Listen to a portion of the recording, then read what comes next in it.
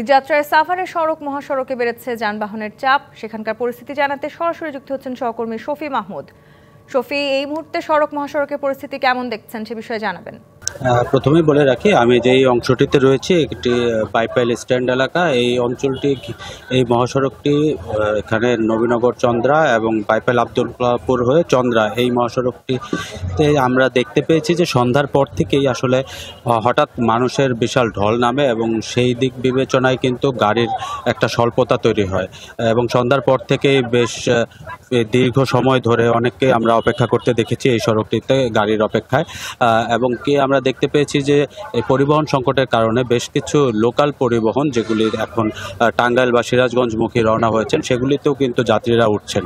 আর একটি বিষয় জানিয়ে রাখি যে যেহেতু গতকাল থেকে এই অঞ্চলের শিল্প কারখানাগুলো ছুটি দেওয়া শুরু হয়েছিল এবং আজকে সবগুলো কারখানাই বন্ধ করে দেওয়া হয়েছে, তো এই ছুটি শুরু হওয়ার কারণেই কিন্তু হঠাৎ বিকেলের পর থেকেই এই বাইপাইল পয়েন্টটিতে মানুষের অতিরিক্ত ঢল নামে এবং সেই ঢল কাটিয়ে উঠে যে পরিবহনগুলো ছিল সেগুলি কিন্তু স্বল্পতার পিছনে আরেকটি কারণ যেটি আমরা জানতে পেরেছি যে ঢাকা টাঙ্গাইল মহাসড়কে যে যানজট রয়েছে তার কারণে অনেক পরিবহনই কিন্তু ঢাকায় ফিরে আসতে পারেনি, যে কারণেও একটি পরিবহন স্বল্পতা সৃষ্টি হয়েছে।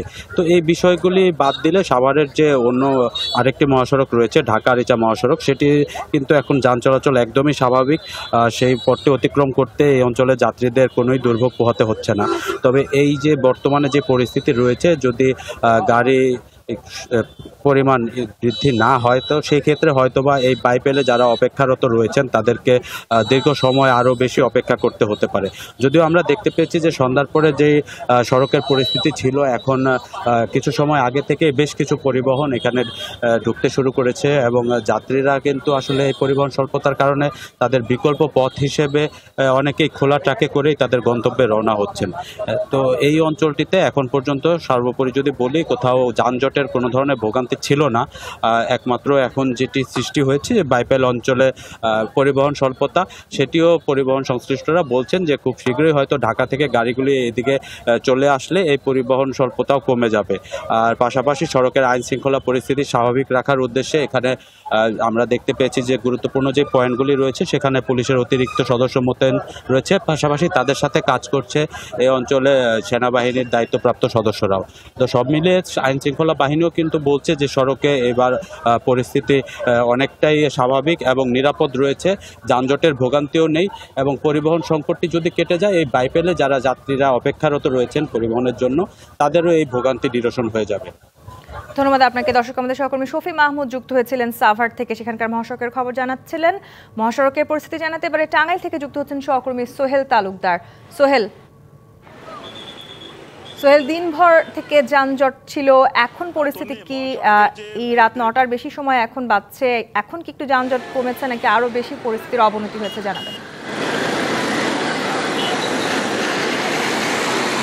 তন্নি, যানজটের পরিস্থিতি খুব একটা উন্নতি হয়নি এখন এই অংশে, সেই অংশে কিন্তু একটু গাড়ি চলছে, কিন্তু এর থেকেই যে 500 গজ ঢাকামুখী সেখান থেকে কিন্তু একেবারে যদি আমরা বলি যে রাবনা বাইপাস পর্যন্ত, টাঙ্গাইলের রাবনা বাইপাস পর্যন্ত সেখানে কিন্তু গাড়ির কিন্তু দীর্ঘ জটলা আমরা দেখেছি।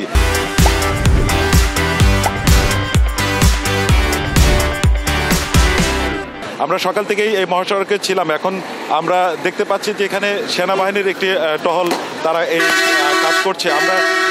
আমার সাথে রয়েছেন সেনাবাহিনীর ক্যাপ্টেন সাকিব। আমরা একটু তার কাছ থেকে জানার চেষ্টা করব যে আপনারা আসলে কি ধরনের কাজ করছেন এবং এই মহাসড়কের যে পরিস্থিতি সকাল থেকে মধ্যরাত থেকে যে যানজট পরিস্থিতি সেটুকু আসলে আপনারা কিভাবে কি দেখছেন এবং কতটুকু করছেন এবং এর কারণটা কি মনে করছেন? আমাদের এখানে হচ্ছে আপনার এদিকে আশিকপুর থেকে শুরু করে যমুনা, গোল চত্বর, পূর্ব পাশ, টোল কালেকশন পয়েন্ট পর্যন্ত আমাদের 6টা বিভিন্ন ইম্পর্টেন্ট পয়েন্টে আমাদের পেট্রোল আছে। এখন টোটাল আমাদের 4 জন অফিসার সহ সকল ট্রুপস সহ প্রায় 100 জনের মতো ট্রুপস এখানে ডিপ্লয়েড আছে।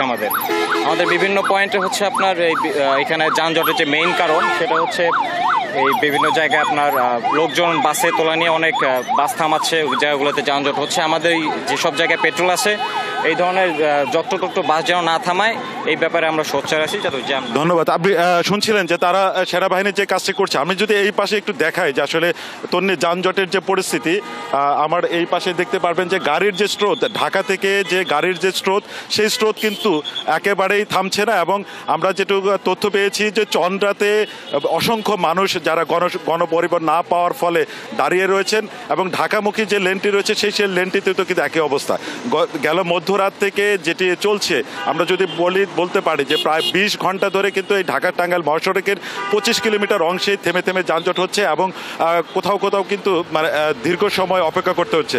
এবং এই যে যাত্রীদের সাথে কথা বলে আমরা যে বিষয়টি জানতে পেরেছি, তারা বলছেন যে এই ঢাকা থেকে এই অংশ পাড়ি দিতে প্রায় 6 থেকে 8 ঘন্টা সময় তাদেরকে ব্যয় করতে হচ্ছে, যেটি স্বাভাবিক সময়ে মাত্র 2.5 ঘন্টার দূরত্ব। তো এই ছিল টাঙ্গাইল থেকে সর্বশেষ পরিস্থিতি। সোহেল, আপনাকে ধন্যবাদ। দর্শক, আমাদের সহকর্মী সোহেল তালুকদার যুক্ত হয়েছিলেন টাঙ্গাইল থেকে, সেখানকার মহাসড়কে যাত্রার খবর জানাচ্ছিলেন।